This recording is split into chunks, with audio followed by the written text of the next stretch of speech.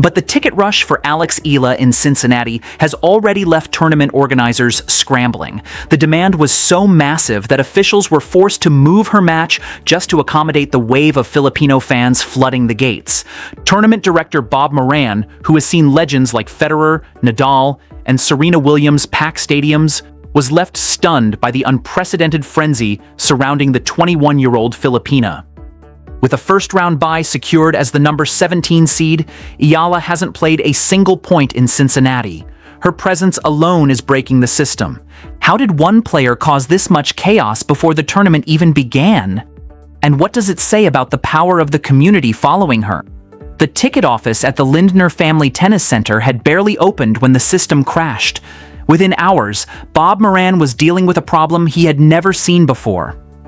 "I've never seen anything like this," he said. The massive ticket demand for Eala's matches had caught everyone off guard. She was still enjoying a first-round bye as the number 17 seed, but her name alone had already overloaded the system. Organizers scrambled for a solution before 9 a.m. The demand mirrored what had happened in Toronto, where Eala's matches sold out in 30 minutes and forced a move to center court.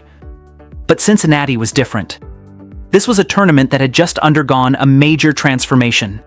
The Lindner Family Tennis Center had been renovated and expanded with a new sunken stadium, 13 additional courts, and a modern clubhouse.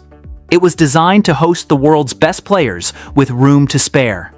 And yet, even with all that extra capacity, organizers found themselves facing the same challenge that had overwhelmed Toronto: how to accommodate the Filipino wave. The solution was swift. Eala's match was moved to Grandstand Court, a larger venue capable of holding the crowd that was coming. Tournament director Bob Moran, who has watched tennis history unfold for decades, was left in awe of the 21-year-old's pull. She hadn't played a point in Cincinnati, and she was already causing chaos. The scene was another chapter in the phenomenon that has swept across North America, from Washington to Toronto to Cincinnati. Filipino communities have turned every stop into a homecoming.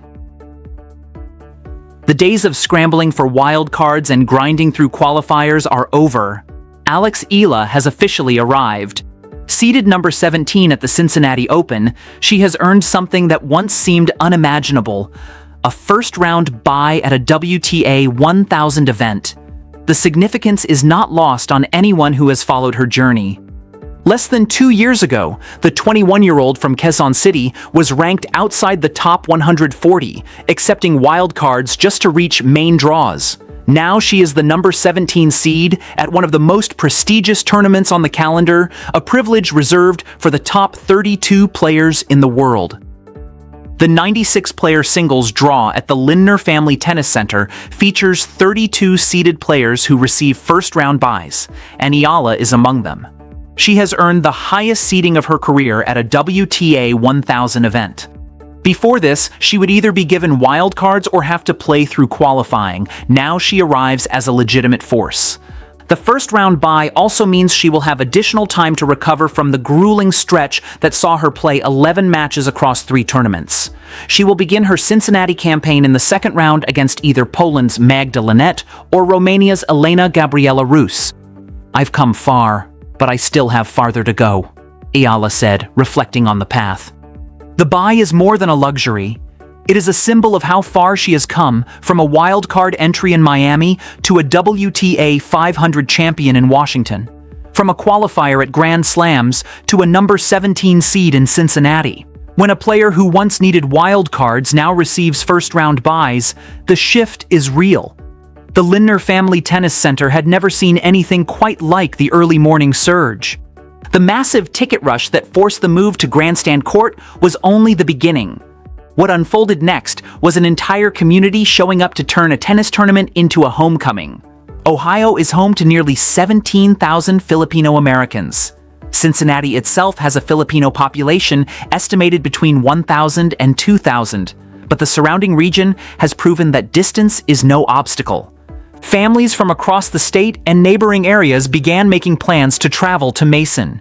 It's an amazing experience. It's nice to see that the Filipino community is really showing up and enjoying tennis, Eala said, her voice carrying the gratitude that has become familiar. Hopefully it will help grow the sport as well and give them something new and joyful. The sentiment echoed what had happened in Toronto, where the Filipino community turned Sobeys Stadium into Barangay Toronto, a reference to the passionate, community-driven atmosphere of Philippine basketball. The 12,500-seat arena had been filled with Philippine flags, chants of Laban, Alex, and the kind of energy usually reserved for a Grand Slam final. Now Cincinnati was preparing for its own version of that wave.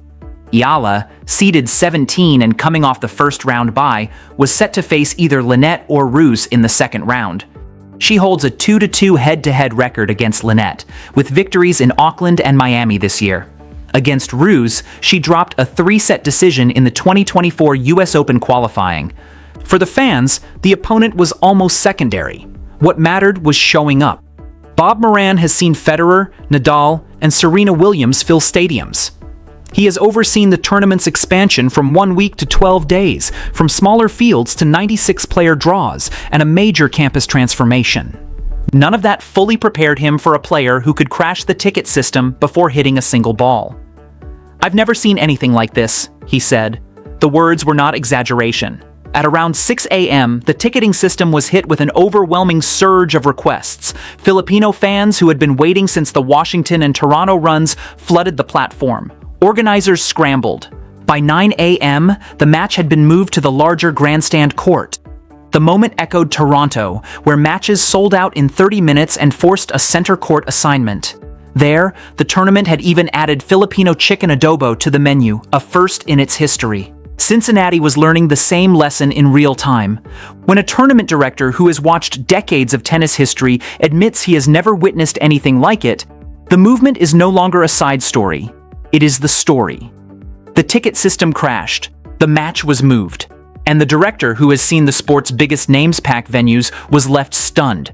But the larger point is bigger than ticket sales. It is about a community that has turned every tournament stop into a homecoming, and a 21-year-old who has become the centerpiece of a movement the tennis world can no longer ignore. Ohio's Filipino population is modest compared with Toronto's.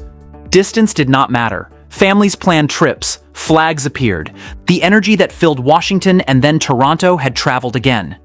Eala's response remained consistent. In Tagalog, she has repeatedly thanked the fans, who show up week after week, rain or heat, win or loss. The support, she has said, is not just for her, it is for something larger. The movement that began with a breakthrough title in Washington, exploded in Toronto, and arrived in Cincinnati, has become something even the most seasoned observers cannot dismiss. Bob Moran's reaction is the clearest proof. A player who once needed wildcards now forces venue changes before she takes the court.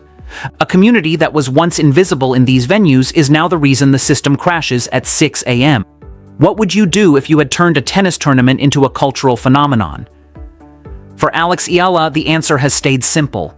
Keep fighting, keep showing up, and keep proving that the girl who once trained on cracked courts is only getting started.